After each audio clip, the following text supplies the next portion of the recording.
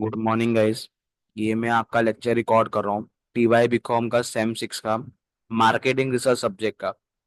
अब मार्केटिंग तो सबको मालूम होता है क्या होता है। कि फॉर एग्जांपल मेरा एक प्रोडक्ट है, मेरी एक कंपनी है, मैं प्रोडक्ट बनाता हूँ। तो अब प्रोडक्ट तो बना लिया, लेकिन मेरे को उसको मार्केट आउट भी तो करना है ना। ऐसा तो यार प्रोडक्ट बना दिया और रख दिया। तो मेरे को लोगों को अवेयर करना पड़ेगा कि मेरा भी ब्रांड है, मेरे भी प्रोडक्ट है, मेरा मैंने कुछ नया इनोवेशन कराऊं। तो मार्केटिंग के जरिए से मेरे को दिखाना पड़ेगा। तो अब ये इसमें यही सब पढ़ेंगे, मार्केटिंग रिसर्च को पढ़ेंगे हम लोग। अभी मैं स्टार्टिंग से पढ़ता हूँ। Marketing is a restless changing and dynamic business activity. Dynamic है, बहुत बड़ी चीज है ना। क्योंकि हर दिन, हर घंटे, हर लम्हे में कुछ ना कुछ नया आते रहता है, चेंजिंग है। और ये कभी खत्म नहीं होता है, ये चलते रहता है। It is a flow concept. The role of marketing itself has changed dramatically due to various crises, material and energy shortages, inflation, economic recession, high unemployment, dying industry, dying companies, terrorism and war, and effect due to rapid technological changes in certain industries. अभी ये सब reason की वजह से marketing इतनी जरूरी हो गई जिसकी कोई हद नहीं। अब इन्फ्लेशन इतना है, चीजों के भाव बढ़ गए, लेकिन हमको हमारा ब्रांड चलाने का तो हमको मार्केटिंग करना पड़ेगा। इकोनॉमी एकदम डाउनफॉल में जा रही तो भी हमको हमारी मार्केटिंग करनी पड़ेगी ताकि हमारा बिजनेस चले हुए। Such changes, including the internet, have forced today's marketing executive to becoming more market driven in their strategic decision making, requiring a formalized means of acquiring accurate and timely information about customers, products, and the marketplace and the overall environment। कि हमको पूरे environment के बारे में मालूम होना चाहिए। आज के टाइम में इंटरनेट में हमको मालूम पड़ता है कि हमारे कस्टमर्स कैसे हैं, हमारा प्रोडक्ट कैसा है, लोगों को क्या नया चाहिए, लोगों का क्या नया डिमांड है। तो इंटरनेट के जरिए से आपको हर चीज मालूम पड़ती है। The means to help them to this is marketing research, कि हमको मार्केटिंग रिसर्च करते रहना है।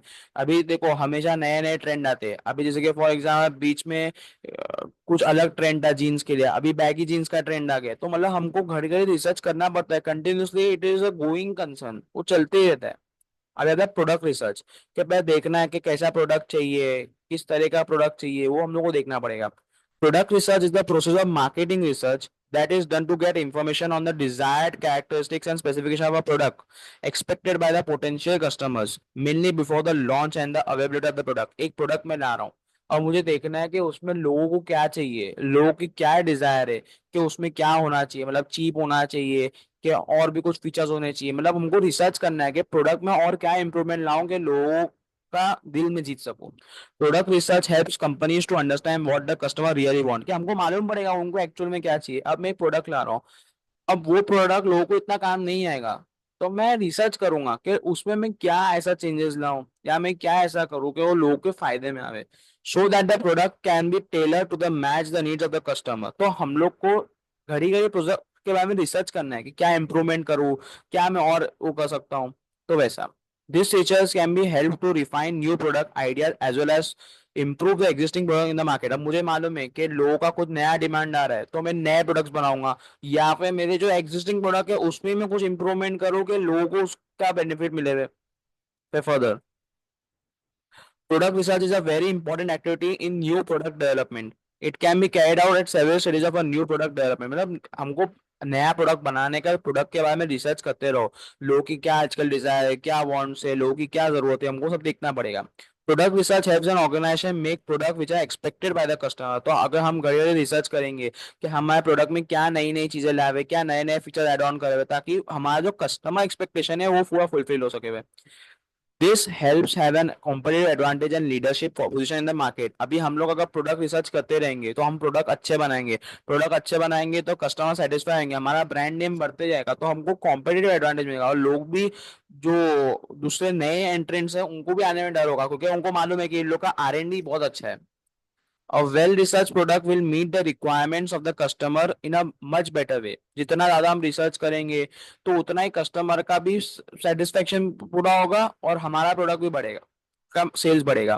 Product research even more important when you are launching a product in the market where there are lot of competitor. एक market है, उसमें बहुत सारे लोग हैं। अब मुझे मेरा प्रोडक्ट लाने का, अगर मैं प्रोडक्ट रिसर्च अच्छे से करूंगा तो मेरा प्रोडक्ट भी चल जाएगा। Knowing the customer feedback on the features characteristics can really help make a product which solves the existing product issues in the market।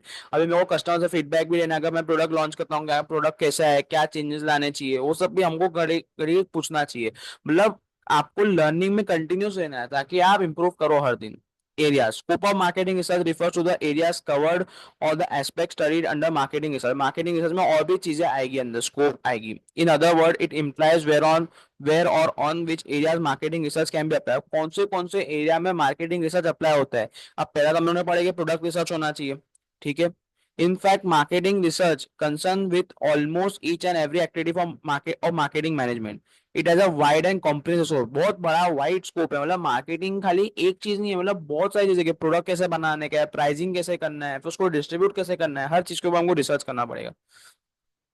अभी सबसे पहला क्या एरिया है, रिसर्च ऑन प्रोडक्ट. अभी हम लोग ने रिसर्च ऑन प्रोडक्ट हम लोग अभी ऊपर ही पढ़े. Product involve goods and services, goods भी आता है सर्विसेज भी आता है. फॉर एग्जाम्पल मैं टीचर हूँ, मैं पढ़ाता हूँ, तो मैं रिसर्च करूंगा अगर लोगों को किस तरह से पढ़ाना है, क्या करना है, क्या मैं इंप्रूवमेंट कर सकता हूँ. फिर अगर मैं गुड्स बना रहा हूँ, गुड्स मैन्युफैक्चर कर रहा हूँ, तो उसमें भी देखो कि क्या टाइप के क्वालिटी ऑफ गुड्स बनाऊं, इंप्रूव करूं, वो सब चीजें. This branch of marketing research cover all the issues related to firms product. It studies and solve the product related problem such as study of product quality and performance, के हमारे product का quality कैसा है, performance कैसा है, तो उस basis पर हम लोग और अच्छा क्वालिटी का प्रोडक्ट बना रहे हैं और फास्ट इंप्रूव करें. क्योंकि जब फोन नए नए आए थे तब थोड़े अलग थे, और आज इतना फास्ट हो गया है, तो मतलब उन लोग ने स्टडी करे, रिसर्च करे, और उन लोग ने अपने फोन की क्वालिटी को बेटर करे. आज अगर फॉर एग्जांपल मैं लैपटॉप के ऊपर बात करूंगा, जब लैपटॉप पहले पहले आया था, अगर आप पुराने टाइम के लैपटॉप का आज के टाइम के लैपटॉप का अगर कंपेयर करोगे, तो आज के टाइम का लैपटॉप ज्यादा फास्ट है. क्यों? क्योंकि कंपनी ने रिसर्च करी है, मतलब गोइंग कंसर्न है वो चीज. Study of physical and psychological characters of product, के क्या फिजिकल कैरेक्टरिस्टिक्स है, क्या साइकोलॉजिकल कैरेक्टरिस्टिक है, वो सब. Determining uses of existing existing product, के आज क्या उसकी यूज हो रही है, वो भी हमको पढ़ना है. या फॉर एग्जाम्पल कोई नई चीज ट्रेंड में है, हम देखेंगे कि लोग उसको कैसे यूज में ला रहे हैं, ताकि फिर हम भी वो प्रोडक्ट लॉन्च कर सके. Comparative study of competitive product, क्या हम देखेंगे कि सब्सटीट्यूट्स कैसा काम कर रहा है. अभी फॉर एग्जांपल एक चीज है, उसके बहुत सारे सब्सटीट्यूट्स है, तो मैं देखूंगा सब्सटीट्यूट ऐसा क्या कर रहा है कि वो ज्यादा कॉम्पिटिटिव हो रहा है, तो हम भी वैसा प्रोडक्ट लाएंगे. Detecting consumer problem related to product, अभी मैंने प्रोडक्ट लाया, अब मेरे को देखना है कि उन लोगों को प्रॉब्लम तो फेस नहीं हो रही है, अगर प्रॉब्लम फेस हो रही है तो प्रॉब्लम भी सॉल्व करना पड़ेगा. Determining need for developing new product, अब मुझे मालूम है एक मैंने प्रोडक्ट लॉन्च किया, अब वो बहुत टाइम हो गया और वो आउटडेट भी हो गया, अब मेरे को वो भी सोचना है कि मेरे को नया प्रोडक्ट लाने का है. Assessing success of a new product in market including market testing, product life cycle and consumer adoption study, मेरे को प्रोडक्ट लाइफ साइकिल भी चेक करना पड़ेगा कि मेरा प्रोडक्ट किधर है, इंट्रोडक्शन में है, ग्रोथ में है, मैच्योरिटी में, डिक्लाइन में, वो भी मेरे को पढ़ना पड़ेगा. Study of branding, packaging, labelling, after sale service and remarking, के देखना है ब्रांडिंग मुझे कैसे करना है, मुझे मैं प्रोडक्ट का पैकेज, पैकेजिंग बहुत इंपॉर्टेंट चीज होती है, जितनी आपकी अट्रैक्टिव पैकिंग रहेगी उतना आपका प्रोडक्ट ज्यादा बिकेगा. लेबलिंग अच्छी होनी चाहिए, आपका ब्रांड नेम अच्छे से आना चाहिए. फिर मेरे को आफ्टर सेल सर्विस भी अच्छी देनी पड़ेगी, क्योंकि आफ्टर सेल सर्विस तो बहुत इंपॉर्टेंट है. अगर आप आफ्टर सेल सर्विस अच्छी प्रोवाइड नहीं करोगे तो आपके कस्टमर रिपीट नहीं आएगा. फिर तो ये हो गया रिसर्च ऑन प्रोडक्ट. ज्यादा रिसर्च ऑन मार्केट, कि हमको मार्केट के ऊपर रिसर्च करना है कि हमारे कंज्यूमर्स कौन है, हमारे टारगेट ऑडियंस कौन है, वो सब भी हमको देखना पड़ेगा, तो वो हिसाब से हम प्रोडक्ट बनाएंगे. This area of marketing research deals with market or consumer. It studies characteristics and composition of the target market. It covers both current as well as potential markets. Defining and selecting target market. अब for example मुझे एक product बनाने का है, अब मुझे पहले देखना पड़ेगा कि मेरे को किधर उसको मार्केट करना पड़ेगा, कि यंगस्टर्स में करना है, कि ओल्ड एज में करना है, कि स्मॉल बेबीज में करना है, इन्फेंट्स में करना है, तो हमको वो हिसाब से पहले मार्केट चुनना पड़ेगा जो मेरा प्रोडक्ट रहेगा वो. Studying needs and wants of the target market, को देखना पड़ेगा उनकी क्या जरूरत है, उनको क्या चाहिए, वो भी देखना पड़ेगा. Study of size and location of the current market, के मार्केट का साइज कितना है, क्या पोजीशन है, वो सब भी देखना पड़ेगा. Assessing the current market trend and projecting the future trend, मुझे देखना है कि फ्यूचर में क्या बदलाव आ सकते हैं, क्योंकि बदलाव तो हर टाइम चलते ही रहता है ना, क्योंकि हर कुछ कुछ टाइम में ट्रेंड्स चेंज होते रहते हैं. Analysis of territorial sale opportunities and potential, setting sale territories and sale quotas, मेरे को देखना है कि हाँ मुझे एक जगह पे इतना सेल्स तो चाहिए ही चाहिए, तो मेरे को मार्केटिंग रिसर्च में वो भी रखना पड़ेगा. मार्केट रिसर्च के अंदर मार्केट शेयर एनालिसिस, मेरे को देखना है कि मेरा मार्केट में कितना शेयर है, कि मेरा जितना ज्यादा शेयर रहेगा उतना अच्छा है, और कम है तो मुझे बढ़ाने के लिए सोचना है कि हाँ मैं कैसे बढ़ाऊं, नए प्रोडक्ट लाके या मार्केट में कुछ अलग चीज करके, कि मतलब मेरा भी शेयर बढ़े.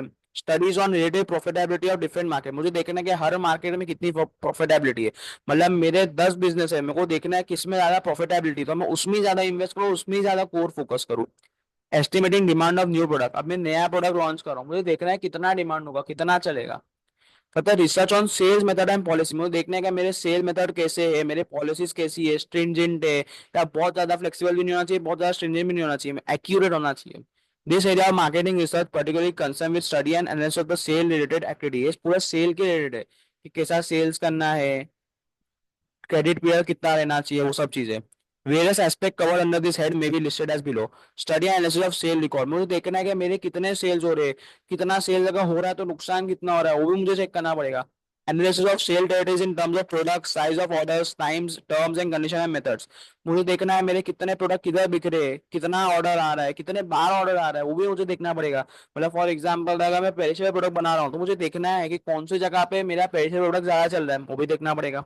Study on activities and effectiveness of salesman, कि सेल्समैन ऐसा काम कैसा कर रहा है, इफेक्टिव काम कर रहा है कि नहीं कर रहा है मेरे प्रोडक्ट के सेल्स को बढ़ाने के लिए। इवैल्यूएटिंग एग्जिस्टिंग सेलिंग मेथड, मुझे देखना है कि आज मैं कैसे बेच रहा हूँ। मतलब फॉर एग्जांपल मैं ऑनलाइन मेथड से बेच रहा हूँ, फिजिकली बेच रहा हूँ, रिटेलर को देके फिर उन लोग कंज्यूमर को दे रहे, वो क्योंकि आजकल आज की मार्केट में अगर देखने हैं सेलिंग मेथड ऑनलाइन बहुत ज्यादा हो गया है, आजकल हर चीज ऑनलाइन मिलती है। और ऊपर से अमेजोन वालों को भी अभी बहुत चौकन्ना होना पड़ेगा, क्योंकि आजकल ऐसा हो गया कि इलेक्ट्रॉनिक ब्लिंकिट और ज़ेप्टो भी आना चालू हो गया, तो उन लोग को अपने सेलिंग मेथड भी चेंज करने पड़ेंगे, वो भी चीजें। Sale force management including size, compensation, training, control etcetera, कि जो हमारा सेल्स मैन है हमारे, उनको कितना कंपेंसेट किया जा रहा है, उनको कैसे ट्रेन किया जा रहा है, उनको कंट्रोलिंग कैसे है, वो सब भी देखना पड़ेगा। Study on effect of various promotional tools such as advertising, personal selling, sales promotion, publicity tools on sales, मतलब मैं जो भी प्रमोशनल टूल्स यूज कर रहा हूँ उससे मेरे सेल्स पे क्या इफेक्ट हुआ है, कितना बढ़ा है या कुछ घटा है, वो भी देखना पड़ेगा। Study on organisation structure of sales department. तो मैं आज के लेक्चर के लिए इतना ही कराता हूँ। That's worth it, thank you so much. Like करना, शेयर करना, कमेंट करना कि कौन सा कंटेंट चाहिए आपको और आगे। तो ठीक है, that's worth it, thank you, bye bye, take care.